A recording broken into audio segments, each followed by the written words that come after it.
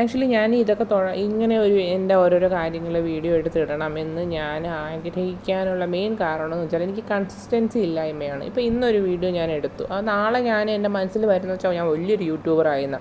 പക്ഷെ അങ്ങനെ അല്ല എന്നുള്ള റിയാലിറ്റിയും എനിക്കറിയാം. എന്നിട്ട് ഞാൻ അടുത്ത ദിവസം വീണ്ടും ഒരു ഇതെടുക്കും, പിന്നെ ഈ വീഡിയോ എടുക്കാൻ മടിക്കും.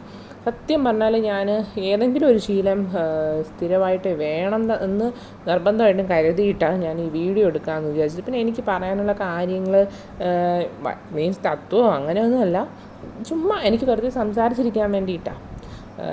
ഇപ്പം ഞാൻ എന്നിൽ വന്നൊരു മാറ്റം, ഞാൻ ഡെലിവറിക്ക് ശേഷം എനിക്കിപ്പോൾ 30 വയസ്സാവാറായി. 30 വയസ്സ് ആവാറായപ്പോഴാണ് സത്യം പറഞ്ഞ ജീവിതത്തിലെ പല കാര്യങ്ങളും എത്ര സിമ്പിളായിരുന്നു എന്ന് ഇങ്ങനെ ഞാൻ റിക്കഗ്നൈസ് ചെയ്യുന്നത്.